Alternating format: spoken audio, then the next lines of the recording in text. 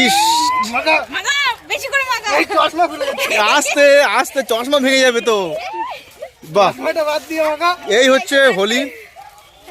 কি অবস্থা তোদের, তোরা কখন থেকে ঘুরে বেড়াচ্ছিস? কখন থেকে তোরা? ইস, তুই কে?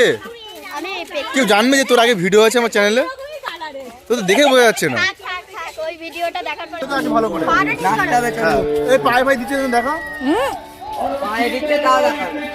বাবা গো,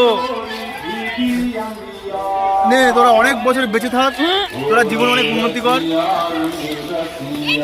হোলি